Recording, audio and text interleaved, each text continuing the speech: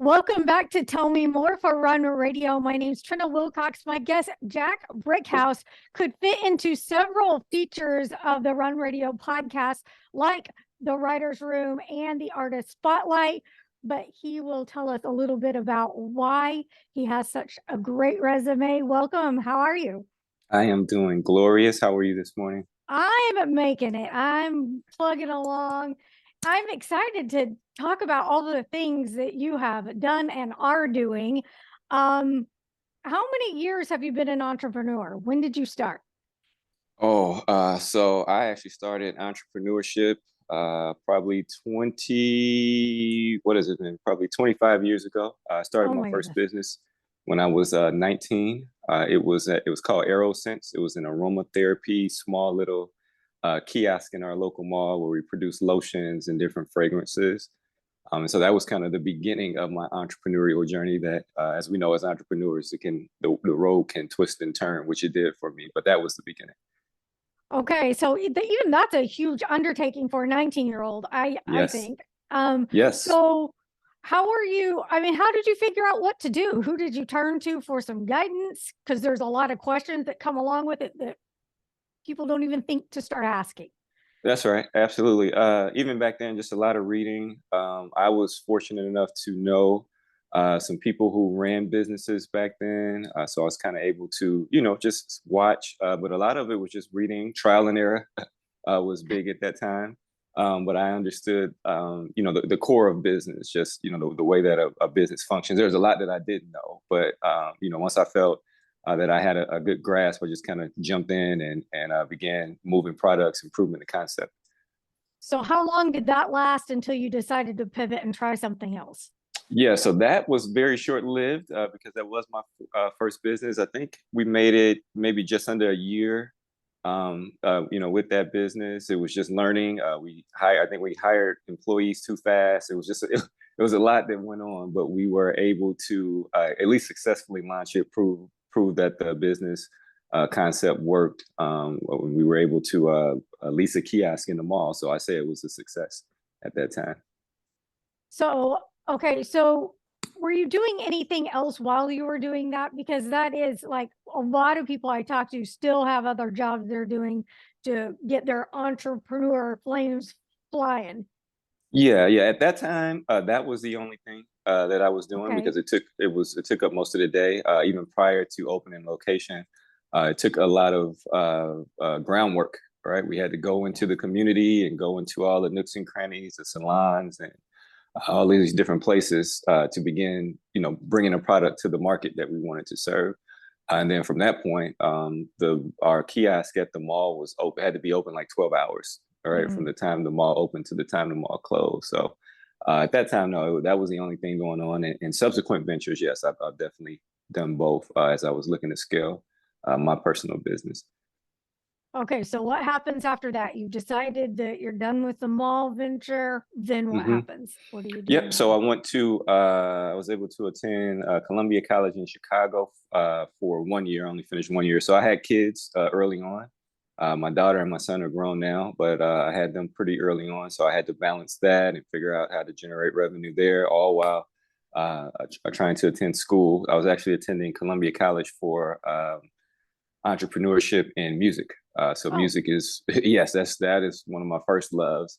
But I wanted to learn the business side of that. So that was the beginning of refining my business acumen a little bit more. So that was probably a year or so later, probably 6 months later from the time that we ended. I just realized the importance of receiving some more education. so had you always been involved in music like growing up? Was that just something that was always a part of you? Oh yes, yeah, yeah. My love with music came from my grandfather when I was, 3, 4, in his basement when I would visit my grandparents' house. He had an old record player, and so he taught me early on how to play records. And he was listening to all these jazz and blues records. Again, I'm young at the time; I didn't know, but as I'm down there playing, these are the things that are being soaked into my DNA. Which I always say that's my foundation for where I am now with music. I mean, then also in high school, I was a part of the AV club, right? So I produced news shows for the local cable channel, and then I was also a DJ during lunch Neat. hour. Yeah, so I've been engaged, on that music side pretty heavily there. Very cool. Okay, so you've decided to take classes. You're doing, my dad did the same thing, a class here and there, raising the family. That's a Mhm. lot of hard work. So at what point did things start changing and you started seeing business opportunities build? So actually, what I did at college for a year, and then I went into transportation, truck Okay. driving. Yeah, Hmm. for some years to generate revenue for the family. In between that, though, I was still managing some musicians, locally, just some small stuff to kind of stay tied in. What I did learn from transportation was the logistics of how this country moves, which Yeah. in my subsequent endeavors, gave me a lot of insight on how to do certain things. And so I almost went into buying my own semi truck or and operating that way. Again, using that as an entrepreneur, a gateway to entrepreneurship. But that was not really a passion, and that was a lot of extra work. On top of Yeah. actually driving the truck, and then all of the things that go on behind the scenes of that. So I said, this may not be my endeavor. Let me just continue to learn and prepare for whatever the next big business is going to be, which turned into a production company some years later. Nice. And you've got public speaking splashed in there too. How did that Yeah. come about? Oh, absolutely. So in 2017, I actually founded my first nonprofit, Brickhouse Cares. We are Yeah. 501(c)(3) based on education. But several years prior to that, I really decided that, hey, I want community work is my passion, helping other people reach their goals or become authors or produce music or whatever business it is that they want to do. There's a lot of individuals that are where I was when I was 20 years old. So I grew up in Gary, Indiana, just outside of Chicago. Okay. Although Chicago is the next big city, in my little hometown, resources were pretty limited as far as Yes. reach. So I would just venture across that border to learn some of the things that I needed to learn. How did you have that drive? Because when you are in a smaller town, kind of like where I am, it is limiting and it is sometimes hard to dream. So what Mm-hmm. kind of what who inspired you? Yeah, so I had a lot of different inspirations just through just watching the music business and some of my favorite artists who, at the time when I was coming up, it really became more about the business. And so the artists were talking about, this is how I went and started this company, and this is how branding works, and this is how these things work. Again, I also have always been a avid reader, so I would just read books. I was reading, even way back then, I was reading like Trump, The Art of the Deal, and just all of these different, business books. Just learning. Again, I only could absorb so much at a younger age, but I was still there doing that. And most, I think the most influential motivator was just my environment. I didn't want to continue in that environment. So for you guys that don't know, Gary, Indiana is most known for Michael Jackson. That was the hometown of Michael Jackson's family. Steel mill. We're a huge part of steel manufacturing in that area. And then we were also, unfortunately, the murder capital of the world at some point in time. So, not participating in that environment, but then also being able to, go out and journey and learn these things, but then be able to be one of the individuals that turns back to say, hey, this is how you do this. This is how you do this. And this is how more so that you can either leave this environment or you can help change your environment if you're going to stay in the community. So it was just that of I have to excel so that I can be the bridge for others in the future. So what consumes most of your days right now? What's a day look like for you and what are you doing? Who are your clients? Yes, Who's your audience? absolutely. So I have a couple different projects now. So my main work is with a company or an organization, Royalty Ministries Community Foundation. I am the chairman of the board there. I have known the leader, the lead pastor there for probably 6 or 7 years. I was doing some work when he was doing more, virtual and street level pastoring. And so he reached out about a year and a half ago and said, "Hey, man, I want to take this to the next level and become a nonprofit and really run put this business thing together for the ministry. But I don't know how to run business. I don't know anything about business. I'm great being a pastor and all these other things." So he asked me if I would come and help to build out the organization and then come to be a part of the chairman of the board, to be the chairman of the board to help put all that stuff together. And so then what that looks like is I've been able to bring a variety of international partnerships to the ministry. So we're working to take a lot of our mental health awareness events and workshops and information that we have here, and spread that overseas. So we're currently in Sierra Leone, Haiti, Ghana. We just had a gentleman reach out from South India, and so we're just working to build those relationships there. So inside of the ministry, I do a lot of coaching for the members who want to start businesses. I had a workshop that usually runs about 8 weeks at a time, where I offer all of this business information. And then for my nonprofit, again, I focus on education. So helping educate the community, whether that be mentorship in the classroom. Later on this evening, I have a gentleman who's looking to start a security firm. So I have to consult him and help him get that business off the ground. There's a lot of twists and turns. I'm recording podcasts. Again, I released a book last year. I have music. I'm all over the place. Everything. But it's just all about organization. Yeah. Yeah. Well, tell me a little bit about your book. Yeah, so my last book last year is called Blind Drift, something like a screenplay. That was actually a fiction book. So the first book that I actually co-wrote was called Cigarettes and Bad Decisions, and that was more of a self-help nonfiction book. And so as you see, just kind of the way I operate, I didn't want to be boxed in as a nonfiction writer. So I took on the project. I said, all right, I want to write something fiction, but I'm not a big fiction reader. I just wanted to, separate myself as a writer and be able to write on both ends of the spectrum. So The Blind Drift actually took me about almost 7 years to complete. Really? I actually started writing that before the first book that we released. And what wound up happening, first I was going to write it as a screenplay.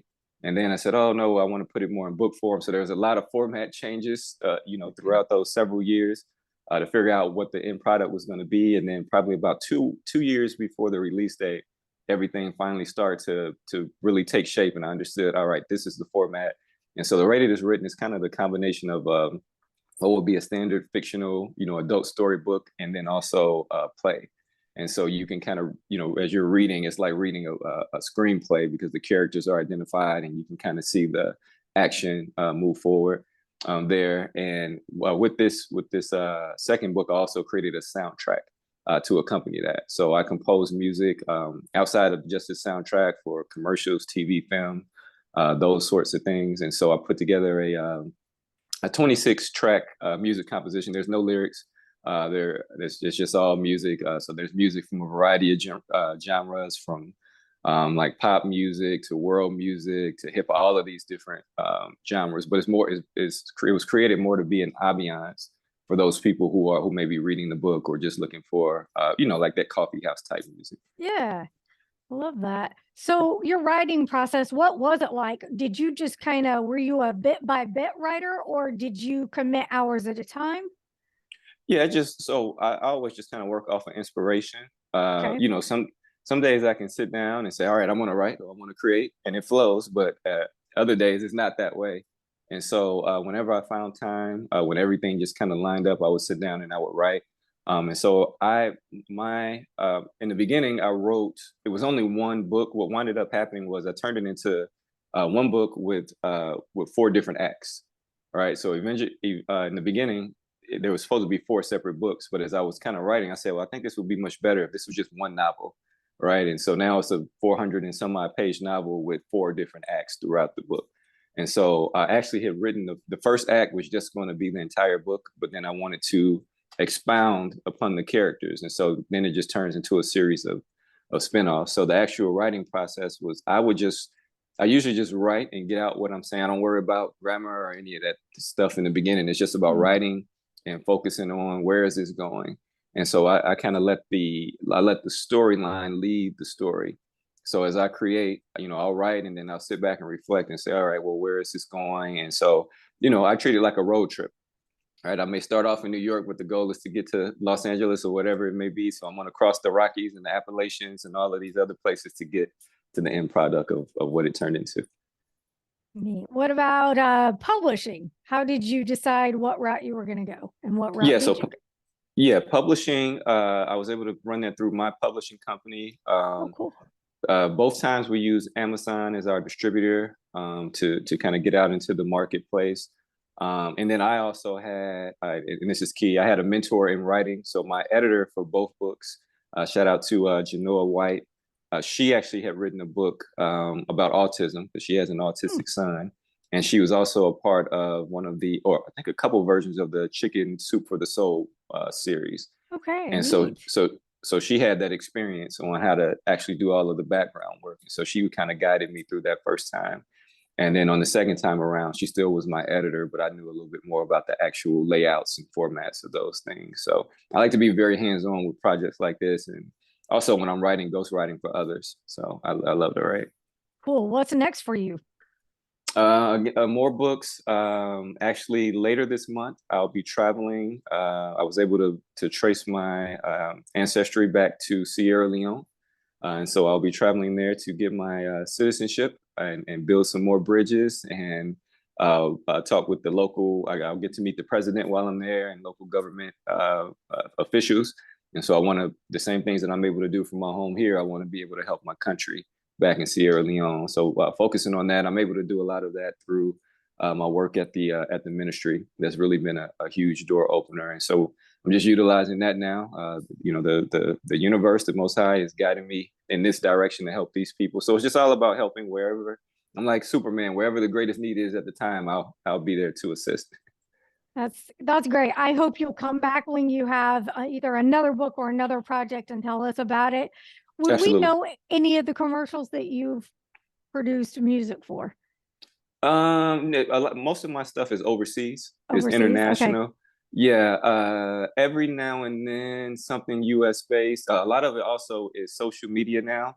Okay. So when people do stories and post and promoting their Yeah. business, they'll use my music there. So like, I think last time I checked on TikTok, I have like 8.5 million streams of people utilizing music to their different posts, right? So I have a Neat. TikTok plaque coming very soon. I'm looking forward to putting that on my mantle. So wait a minute. So next time I do a TikTok, should I just search your name for the music that I want under my, I'm Yep, doing just it. So just search that is, Mr. Jack Brickhouse, all one word. It'll be there, Instagram, Facebook, wherever you whichever platform you utilize. I love it. Awesome. Great way we can support you. Awesome. Well, Yes. thank you so much for sharing. Is there anything I haven't asked you that you want to share? No, so for anybody looking to write or compose or do anything of any significance, just stay with it. Help is on the way. That's our slogan at the ministry. Help is always on the way. You just have to put some intention to it. Writing the book, the fiction book, was one of the most tedious things I've ever done, as far as all the changes. But I stuck with it, and I got a product that people really enjoy. If you'd like to check me out, just Google Mr. Jack Brickhouse. You can find me on Linktree. All my websites are there as well. We will be doing that. Thank you so much for sharing. I appreciate your time. Absolutely. Thank you, Trina.